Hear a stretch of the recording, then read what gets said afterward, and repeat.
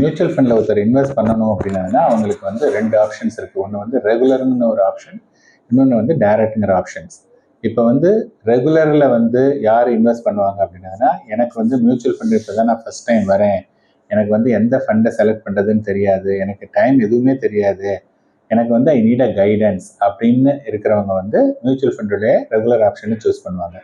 Direct option யார் choose பண்ணுவாங்கன்னா, ஒருத்தர் வந்து ரொம்ப சீசன்ட் இன்வெஸ்டர், நான் ஒரு 10-20 வருஷமாக இன்வெஸ்ட் பண்ணுறேன், நான் இதில் தான் வந்து எனக்கு இன்ட்ரெஸ்ட் இருக்குது, though it is not my ப்ரொஃபஷனாக இல்லைன்னா கூட இதில் எனக்கு இன்ட்ரெஸ்ட் இருக்குது, எனக்கு எந்த மியூச்சுவல் ஃபண்டை செலக்ட் பண்ணுறதுன்னு தெரியும், அதே சமயத்தில் எப்போ அதுலேருந்து வெளியில் வருதுன்னு தெரியும், அதனால எனக்கு வந்து யாருடைய கைடன்ஸுமே தேவையில்லை அப்படின்னு நினைக்கிறவங்க வந்து டைரக்ட் ஆப்ஷனை வந்து சூஸ் பண்ணலாம். பட் என்னென்னா இதில் ரியாலிட்டி என்னென்னா யாருக்குமே இது தெரியாதுங்கிறது தான் உண்மை. பட் வந்து ஓரளவுக்கு எக்ஸ்பீரியன்ஸான உள்ளவங்க என்ன ஃபீல் பண்ணுவாங்கன்னா, நான் இதுக்கு இன்னொருத்தட்ட போகணும், நான் வந்து நானே பண்ணுறேன் அப்படிங்கிற மாதிரி பண்ணுவாங்க. இப்போ இந்த ரெகுலர் டைரக்ட் அப்படிங்கிறதுக்கு வந்து என்ன டிஃப்ரென்ஸ் அப்படின்னு பார்க்கலாம்.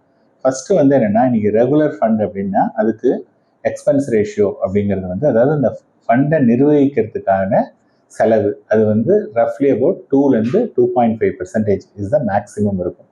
இப்போ வந்து இது வந்து ரெகுலருக்கான ஆப்ஷன். டைரக்டுக்கான ஆப்ஷன் வந்து 1 to 1.5% வரையும் அதில் இருக்கும். ஸோ அந்த டிஃப்ரென்ஸ் வந்து பார்த்தோன்னா ரெகுலருக்கும் டைரக்டுக்கும் ஆவரேஜாக வந்து 1% ஒர்க் அவுட் ஆகும். இது வந்து என்ன ஆகும்னா ஓவர் பீரியட் வந்து இந்த கேப் வந்து கம்மியாயிடும். இது வந்து ஃபஸ்ட்டு இதுதான் வந்து எக்ஸ்பென்ஸ் ரேஷியோ பொறுத்து. இப்போ வந்து இந்த 1.5 or 2%ல் என்னென்ன பண்ணுறாங்கன்னா, நீங்கள் கொடுக்கக்கூடிய மணியை வந்து ஒரு மியூச்சுவல் ஃபண்ட் கம்பெனி அதை மேனேஜ் பண்ணுறாங்க. அது டிரான்சாக்ஷனை ப்ராசஸ் பண்ணுறதுக்கு ஆர்டிஏன்னு சொல்லுவாங்க, ரெஜிஸ்டர்ட் அண்ட் ட்ரான்ஸ்ஃபர் ஏஜென்ட்ஸ், கேப்ஸ் அண்ட் கே ஃபின்டெக் அப்படின்னு 2 இருக்குது.